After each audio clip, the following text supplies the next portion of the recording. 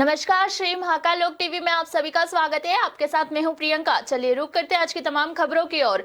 खबर केरल के वायनाड से है, जहां पर लोकसभा में विपक्ष के नेता राहुल गांधी ने कहा कि मैं 2 दिन से यहीं हूं। हम घटनास्थल पर जाकर जायजा लिया, शिविरों में लोगों का हाल जाना, प्रशासन पंचायत के साथ हुई बैठक, हताहतों की संख्या और क्षतिग्रस्त हुए घरों की जानकारी ली। कांग्रेस वायनाड हादसे में हर संभव मदद करेगी और कांग्रेस परिवार यहां पर 100 से ज्यादा घर बनाने का काम करेगा। I have been here since yesterday. As I said yesterday, this is a terrible tragedy. We yesterday went to the site. We went to the camps. We assessed the situation there. And today we had a meeting with the administration and the panchayat. They briefed us on exactly the number of casualties they expect, the number of houses that have been damaged, and their strategy. We have said that we are here to help in any way possible. Congress family would like to commit to build 100+ houses here. Of course, it is a terrible tragedy. I think Kerala has not seen this type of a tragedy in one area. And I think I'm going to raise it in Delhi and also with the Chief Minister here, that this should be treated differently. This is a different level of tragedy and it should be treated differently. Are we going to take up any proactive measures to put an end to these kind of tragedies? Yes, that is part of the discussion, but right now the focus is on finding the bodies of people, finding potential survivors, and making sure that they are comfortable in the camps, and also rehabilitating people. I think rehabilitation is going to be a very important issue. What a lot of the survivors have told me, is that they do not want to go back to that area. So I think it's important that they are rehabilitated, but rehabilitated in a safe area and are not forced to go back. So these are the things that we have already raised with the government of Kerala. Thank you very much. बढ़ते अगली खबर की ओर। दिल्ली में आशा किरण shelter home पर राष्ट्रीय महिला आयोग की अध्यक्ष रेखा शर्मा ने मीडिया के सवालों पर कहा कि पानी दूषित है, फिल्टर लगाए नहीं गए हैं। अधिकांश मौतें डायरिया से हुई है, जहां पर केवल 250 महिलाएं के रहने की जगह है, लेकिन वहां पर 495 लोग रह रहे हैं। इतनी मौतें होने के बाद भी कुछ लोगों को निकाला गया है। पिछले 2 महीने से यहाँ शौचालय नहीं है, केवल 100 लोगों के लिए शौचालय है, जिसे लगभग 500 लोग इस्तेमाल कर रहे हैं। 1 महीने में डेथ हुई है और इसमें सबसे ज्यादा प्राइमा फेशिया ये मिला है कि पानी एक तो कंटेमिनेटेड है, फिल्टर्स प्रॉपरली लगे नहीं हुए। अभी मैं किचन में होके आई हूँ, वहां पर भी फिल्टर नहीं है। पानी जो भी आ रहा है, जो भी बच्चों को पिला रहे हैं, और जितने लोगों की डायरिया से ज्यादातर अधिकतर डेथ हुई है, ये भी पाया गया है कि 4 घंटे के अंदर अंदर एक बच्चे की डेथ हुई है डायरिया हो गई।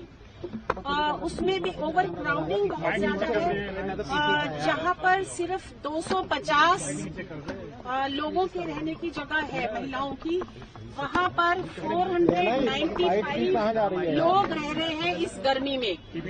अभी वहां से लोगों को इन्होंने इतनी डेथ होने के बाद निकाला है, उसमें से कुछ टीबी की डेथ भी है जो साथ रह रहे थे। टॉयलेट्स इनके पास है नहीं, पिछले 2 महीने से टॉयलेट्स नहीं है पूरे। आप सोच सकते हैं कि जो 2050 लोगों के लिए भी जो टॉयलेट होने चाहिए, अभी वो 100 लोगों के लिए टॉयलेट है, जिसको ऑलमोस्ट 500 लोग यूज कर रहे हैं। और अगर एक को भी टीबी है और वो सेम ही टॉयलेट यूज कर रहे हैं जहां 500 लोग टॉयलेट्स यूज कर रहे हैं, तो आप सोच सकते हो कि कितना बड़ा नेग्लिजेंस है। सोशल वेलफेयर का कोई भी अभी तक मिनिस्टर नहीं है, पिछले 2-3 महीने से ये कह रहे हैं। लेकिन मैं अभी पेपर्स पूरे मांग रही हूँ। यहाँ की जो कर्ता धर्ता हैं, उन्होंने कहा, जो सीएमओ है वहाँ, उन्होंने कहा कि मैंने एक लेटर लिखा था जब ये सब डेथ्स होनी शुरू हुई थी कि ये प्रॉब्लम्स चल रही हैं यहाँ पर, ब्रीदिंग प्रॉब्लम से डेथ हो रही है या डायरिया से डेथ हो रही है, लेकिन उसका कोई जवाब नहीं दिया था सरकार ने। तो मैं उसकी कॉपी निकलवा रही हूँ। मैं मीडिया से भी शेयर करूंगी कि वो कब चिट्ठी लिखी थी और उसका कोई जवाब क्यों नहीं मिला। जो यहाँ पर एडमिनिस्ट्रेटर अपॉइंटेड है वो उनके पास एडिशनल चार्ज है, तो हफ्ते में वो केवल एक बार आ सकते हैं। एंट्री और आउटसाइड जाने के लिए कोई रजिस्टर प्रॉपर्ली मेंटेन नहीं है। कौन अंदर जाता है कौन बाहर आता है उसमें लिखा ही नहीं हुआ रजिस्टर में। कोई बायोमेट्रिक अटेंडेंस नहीं है। जो लोग रखे हुए हैं जिनको ये दीदी कहते हैं या जो भी ध्यान रखती हैं, they are not trained properly. उनको बस नौकरी पे रख लिया गया है और नौकरी पे ट्रेनिंग होती है, जबकि बच्चों को स्पेशल अटेंशन की जरूरत है, महिलाओं को स्पेशल अटेंशन की जरूरत है क्योंकि वो मेंटली चैलेंज्ड है। उनकी ध्यान अनरेगुलेटेड लोग रखे हुए हैं जो कि कॉन्ट्रैक्चुअल ऐसे ही वॉक इन रखे गए हैं और उनको कोई ट्रेनिंग नहीं है। ऑन जॉब ट्रेनिंग यानी वो पिगी डिस्टिंग यूज कर रहे हैं, इन्हीं पिग की तरह से यूज किया जा रहा है। They are using because training कर रहे हैं उन्हीं लोगों के साथ जिनकी देख। इधर दिल्ली में आशा किरण शेल्टर होम मामले पर मंत्री आतिशी ने कहा कि आशा किरण होम में 24 घंटे मेडिकल केयर यूनिट है, जिसमें से 6 डॉक्टर्स और 17 नर्स है। वहां पर हर समय 450 केयर टेकर्स है, जिन्हें हाउस आंटी के रूप में जाना जाता है। जुलाई के महीने में आशा किरण होम में 14 मौतें हुई है, जिसमें से 13 व्यस्तक है और 1 नाबालिग है। एक महीने में 14 मौतें होना बहुत गंभीर मामला है। एक मजिस्ट्रियल जांच बैठाई गई है। करके एक होम चलाता है। ये होम है फॉर इंटेलेक्चुअली चैलेंज्ड पर्सन्स। इसमें 980 इंटेलेक्चुअली चैलेंज्ड पर्सन्स रहते हैं जिनकी डिसेबिलिटी, इंटेलेक्चुअल डिसेबिलिटी अलग अलग कैटेगरी की है, जिसमें माइल्ड, मॉडरेट, प्रोफाउंड अलग अलग कैटेगरीज की इंटेलेक्चुअल डिसेबिलिटी है। जो सिवियर और प्रोफाउंड कैटेगरी की इंटेलेक्चुअल डिसेबिलिटी है, उसके साथ ज़्यादातर केसेस में कोई ना कोई सीरियस कोमॉर्बिडिटी यानी अनेक प्रकार की फिजिकल एलिमेंट्स भी जुड़ी हुई हैं।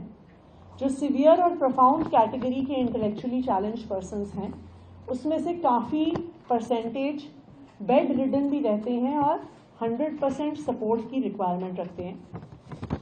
आशा किरण होम में 24/7 मेडिकल केयर यूनिट है, जिसमें 6 डॉक्टर्स और 17 नर्सेज हैं। वहाँ पर फुल टाइम केयर गिवर्स, जिनको हाउस आंटीज के नाम से जाना जाता है, 450 ऐसे केयर गिवर्स हैं जो 3 शिफ्ट्स में काम करते हैं। जो इस होम में इंटेलेक्चुअली चैलेंज पर्सन्स रहते हैं वो ज़्यादातर अबैंडन्ड, डेस्टिट्यूट पर्सन्स हैं, जिनको कई बारी अलग अलग एजेंसीज, चाहे दिल्ली पुलिस हो, चाहे कोर्ट के माध्यम से, जिनको या मैजिस्ट्रेट्स, डीएम्स के माध्यम से, जिनको अगर अबैंडन्ड और डेस्टिट्यूट पाया जाता है उनको होम में लाया जाता है। ये खबर सामने आई है कि जुलाई के महीने में Asha Kiran home for intellectually challenged persons में 14 डेथ्स हुई हैं। इसमें से 13 एडल्ट्स हैं और 1 माइनर है। इन 14 डेथ्स की पोस्टमार्टम रिपोर्ट्स अभी अवेटेड हैं, लेकिन इनमें से जो 14 डेथ्स हुई हैं उसमें से जो कई इंटेलेक्चुअली चैलेंज्ड पर्सन्स हैं उनको मल्टीपल कोमॉर्बिडिटीज भी थी। लेकिन ऐसी 14 डेथ्स 1 महीने के अंदर होना बहुत ही गंभीर, बहुत ही सीरियस मैटर है और इन डेथ्स में इंक्वायर करने के लिए जैसे ही ये खबर आई तुरंत एक मैजिस्टीरियल इंक्वायरी इंस्टीट्यूट कर दी गई है। 24 घंटे के अंदर प्रिलिमिनरी इंक्वायरी रिपोर्ट, जो मैजिस्टीरियल इंक्वायरी है उसकी डेडलाइन दी गई है। अगर इस मैजिस्टीरियल इंक्वायरी में किसी भी अफसर की, चाहे वो सोशल वेलफेयर डिपार्टमेंट का हो, चाहे वो हेल्थ डिपार्टमेंट का हो, चाहे वो डॉक्टर हो, चाहे वो नर्स हो, चाहे वो केयर गिवर हो, चाहे वो एडमिनिस्ट्रेटर हो, अगर किसी भी अफसर की लापरवाही निकलती है तो उन पर सख्त से सख्त कार्रवाई करी जाएगी। मैं दिल्ली के लोगों को ये भरोसा दिलाना चाहती हूं कि अगर निकला कि इनमें से कोई भी डेथ अवॉइडेबल रीजन से हुई है, कोई भी डेथ नेग्लिजेंस के कारण से हुई है, कोई भी डेथ अगर किसी मेडिकल कारण जो अवॉइडेबल थे उनके कारण से हुई है, तो किसी भी अफसर को बख्शा नहीं जाएगा। उनके ऊपर सरकारी कार्रवाई के अलावा सरकार खुद police inquiry, police proceedings initiate करेगी। हम पोस्टमार्टम की रिपोर्ट्स अभी अवेट कर रहे हैं और 24 घंटे के अंदर अंदर मैजिस्ट्रियल इंक्वायरी की प्रिलिमिनरी रिपोर्ट आएगी, उसके आधार पर आगे की कार्रवाई करी जाएगी। Thank you. करके एक होम चलाता है, ये होम है फॉर इंटेलेक्चुअली चैलेंज्ड पर्सन्स।